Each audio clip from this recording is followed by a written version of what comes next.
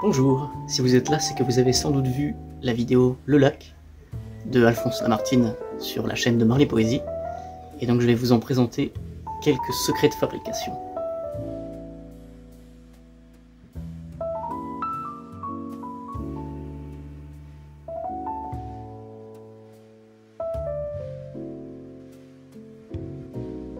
À l'origine de l'envie de réaliser ce poème Le Lac, il y avait un dessin que voilà.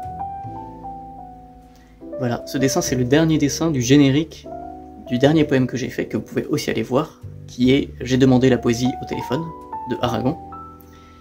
Et en voyant ce dessin, ça m'a beaucoup plu et j'ai voulu utiliser ce principe.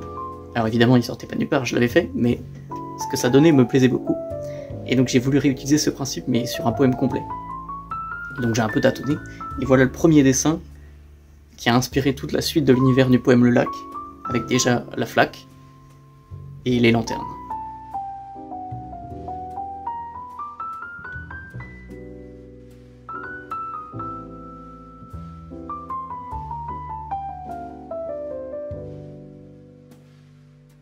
Normalement le poème du lac de Lamartine, c'est un poème qui est donc de l'époque romantique, et donc qui développe beaucoup sur l'univers de la nature. Et moi j'ai voulu prendre un contre-pied de ça, en utilisant plutôt le domaine de la ville. Je me suis inspiré de la ville de Morlaix, qui justement a un côté très biscornu dans les maisons, même si elle est un peu plus chaleureuse que sur ce dessin, avec des tons bleus. Et mon idée donc a été, dans cet univers-là, de placer le lac, non pas comme un vrai lac qu'on peut trouver dans n'importe quelle campagne, mais que ce soit une flaque, donc la fameuse flaque ici, et qu'on puisse entrer dans cette flaque, et que dans cette flaque, le personnage principal retrouve le souvenir de cette femme qu'il a aimée, qui est celle du poème, et qu'on voit à ce moment-là.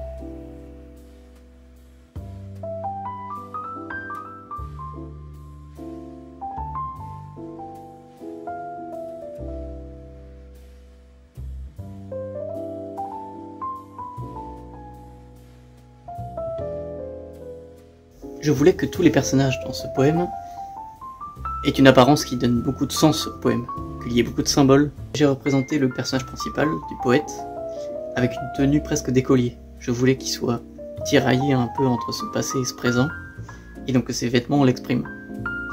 C'est pour ça que je l'ai représenté donc avec des vêtements trop courts, une chemise boutonnée jusqu'en haut, comme un enfant tout jeune qui ne saurait pas encore tout à fait s'habiller, des chaussettes complètement remontées, un bob comme on en donne aux enfants. Et en même temps, il me semblait un peu trop jeune, donc je l'ai un peu plus vieilli dans le poème final, ce qui fait que je lui ai donné quand même des cheveux gris et un corps plus sec, avec justement cette idée d'un vieil homme habillé en tenue d'enfant, comme s'il avait à tout prix voulu garder ces vêtements d'une autre époque, en fait, de l'époque où il était heureux avec la femme. Pour le personnage de la femme, au contraire, j'ai voulu focaliser justement sur cette époque insouciante et festive, qui est l'image heureuse que se fait le poète de cette époque-là. Je lui ai donné des vêtements qui évoquent la commedia dell'arte, des costumes très festifs, elle est toujours entourée de guirlandes, de lanternes, les cheveux courts, même ses cheveux sont roux, donc il y a quelque chose de très joyeux, très chaleureux. Et je lui ai aussi donné une robe qui évoquait une cascade ou des nuages. Je voulais quelque chose de très liquide, puisque elle est un peu la muse de ce lac, et donc je voulais qu'elle évoque l'élément aquatique. Un autre point qui était important dans ce poème, et qui me semblait important, c'était dans le mouvement, puisqu'évidemment c'est une vidéo, donc pas juste des dessins comme j'ai l'habitude d'en faire, qui restent figés sur du papier. Et donc il y a dans tout le poème quelque chose de très important sur les montées, les élévations et les descentes, les chutes.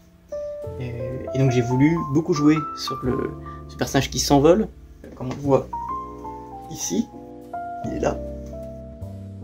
Et puis sur ce personnage qui chute, comme on voit ici. Voilà, donc tout le poème est basé sur cette espèce d'alternance.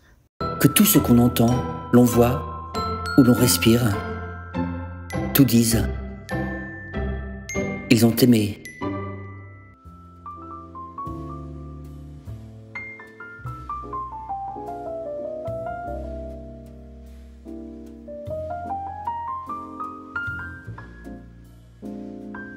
Donc un des éléments qui est très important dans ce poème et qui saute aux yeux tout de suite, c'est que tous mes dessins dans la vidéo sont représentés sur un fond noir, et qu'on a la couleur qui sort du noir. Donc bien sûr j'ai fait plein de recherches pour voir qu'est-ce qui dans l'art avait déjà été fait dans cette direction-là, parce qu'il y a quand même beaucoup de peintres, dans le cinéma aussi, qui ont utilisé des techniques assez proches où l'ombre et la lumière avec la couleur, et pas en noir et blanc, créent un effet comme ça un peu mystérieux. Et puis c'était aussi l'effet du théâtre. Finalement, une scène de théâtre, c'est assez souvent un endroit où on met de la lumière, et autour, c'est sombre, c'est noir, et on attire l'attention sur quelque chose. Et moi j'aimais beaucoup la sensation que ça créait, et donc j'ai utilisé ça.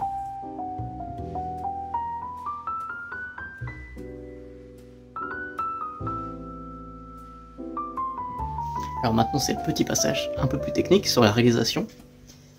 Comme vous l'avez remarqué sans doute depuis le début, je vous montre des dessins qui sont représentés sur fond blanc. Et si vous avez vu la vidéo avec le poème final, ce sont des fonds noirs. En fait, c'est très simple l'explication. C'est qu'évidemment au début j'ai commencé à dessiner sur du papier noir. Donc ça donnait quelque chose comme ça. Ou comme ça. Mais en fait il y avait plusieurs problèmes à ça. Le premier problème, le problème principal, c'est qu'en fait, lorsque je scanne pour récupérer parce qu'évidemment c'est une image numérique en fin de compte, et bien en fait la majorité des couleurs avaient terni, et mon gris et mon noir justement c'était grisé.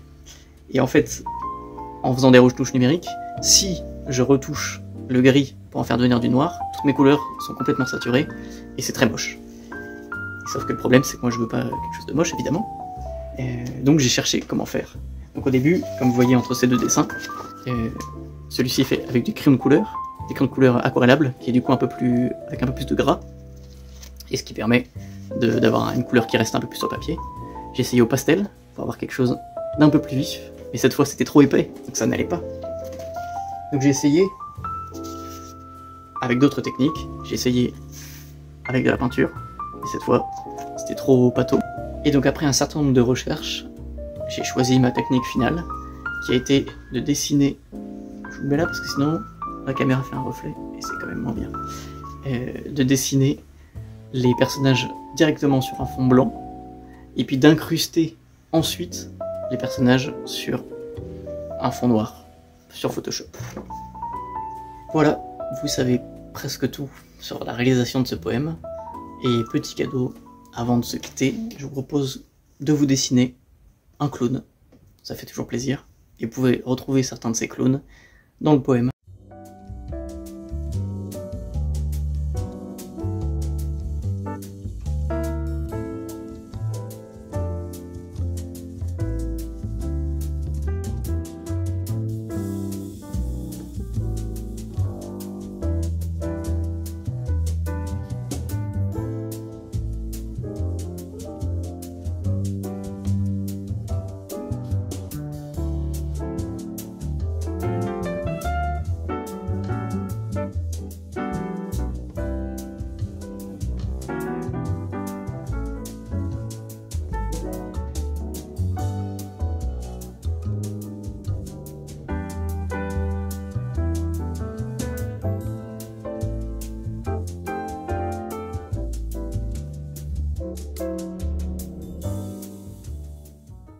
Un soir, t'en souviens-t-il, nous voguions en silence.